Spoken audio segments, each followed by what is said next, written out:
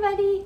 Today I am going to be showing you guys how to put together a hamster cage or a mouse cage or a gerbil cage, any of those small animals other than like a guinea pig or a rabbit, which is going to need a bigger space. So what we have here is a, I don't know if it's a 20-gallon tank or maybe a 29-gallon tank, but this is certainly the ideal size for an animal that's going to be here for a little while. Right now we're going to be doing Prez. He is in a 10-gallon tank.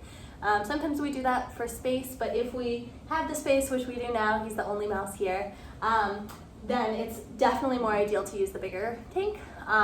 Also, it's not, a tank would not be the first choice here. It doesn't provide a lot of airflow. Which is why it's really important not to put anything on top other than the rocks that we use just to secure it. So it would be better to be using a wire cage here. The problem with wire cages is that they can usually get out really well because the space between the bars is usually a lot bigger than what a mouse would require. So today we are going to be using this, but sometimes you might see a cage set up with the wire cage as opposed to the glass, and that actually works better usually. For most mice, but Prez is really crafty and has already gotten out of one of those wire cages, so we're going to be using this today.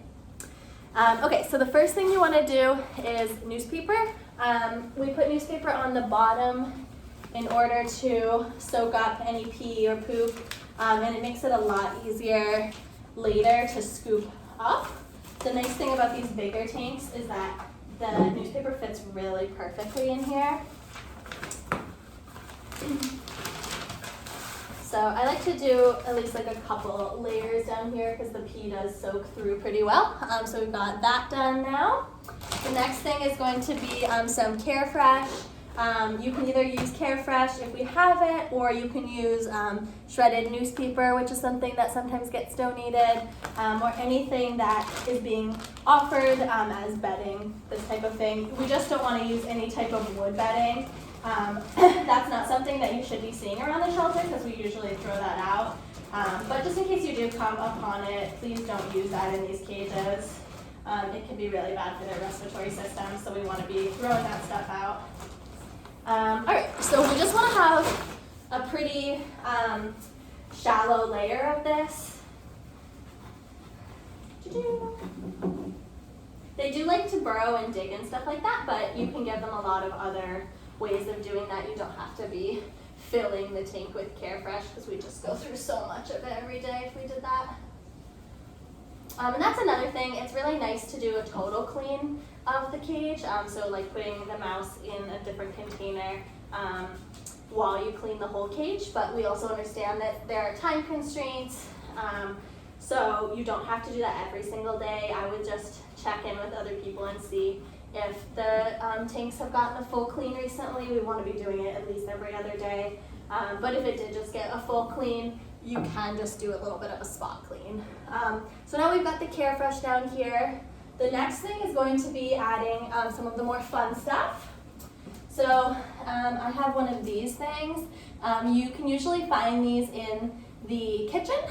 They are technically cat toys, I think. You put like balls in here and they can swap them around.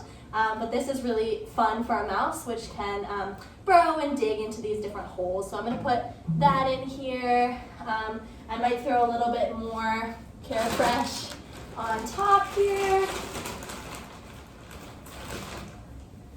just for fun. And the cool thing about this type of enrichment is that the mouse will usually, or the hamster, whatever, will usually bring other stuff in here, and then you get a little hiding spot. Another thing that's great is to take some newspaper and rip it into little strips.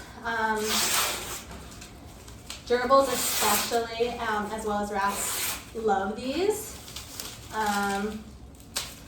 So we got the strips here, and I'm just going to tuck those into different spaces in here.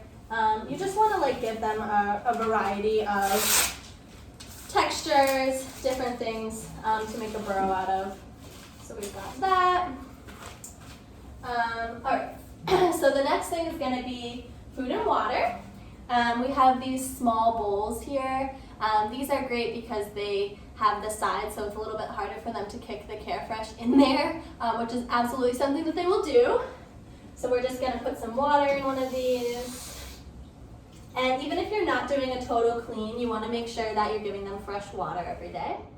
Just gonna put that down there. I have another one of these bowls. We're gonna put some food in it. This is the food that we give to gerbils, hamsters, and mice.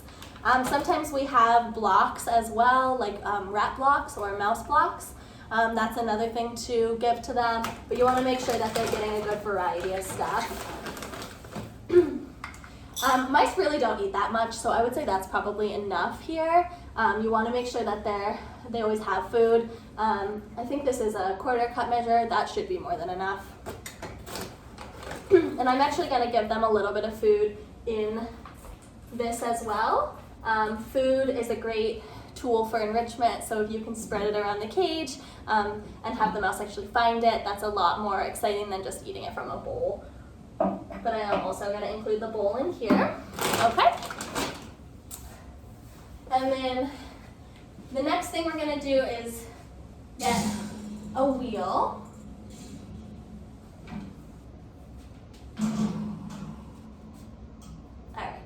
So we've got our wheel here. You want to make sure that it is pretty easy to spin. Some of them do get rusted or they don't work, so you want to make sure that the mouse will actually be able to use it. Put that in here. Okay. Toilet paper rolls are awesome. They can go through them, they can chew it. That's a really fun thing. You can also stick toilet paper rolls up through here or out through the side.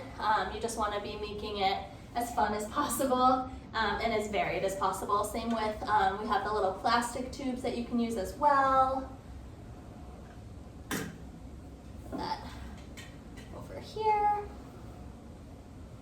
Okay. All right, and then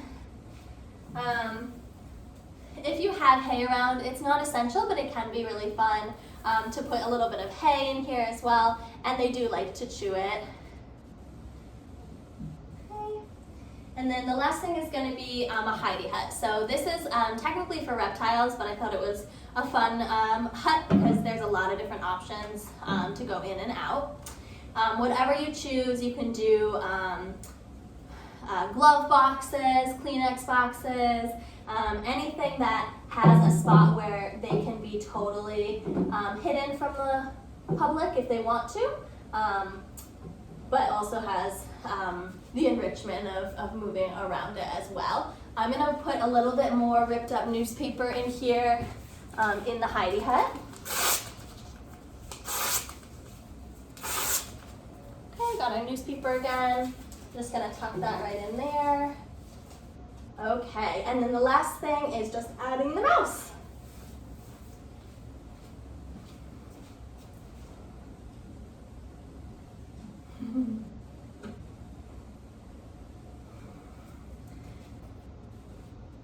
Here is Prez. So he is going to go in his new tank here. There we go. And then, so after you've added the small animal back into the cage, you want to put the top on, and this is what I was talking about not putting anything on here, other than we do use rocks to weigh it down. You would be surprised, small animals can get on different things and push this up. We've had a lot of animals escape overnight, so you want to make sure that you're putting something heavy like a rock on top or securing the sides with clips that we have sometimes floating around the shelter. If you can't find those, a rock will work. So I hope that you've enjoyed the video today. This is how to clean a gerbil, mouse, or hamster. We'll have a different video. I think Corinne did a different video on cleaning rats. And then we'll have a series of guinea pigs and rabbits as well. So if you have any questions, please feel free to comment below. We are happy to answer any questions. And we look forward to having you back at the shelter, guys. Thanks so much. Have a good one.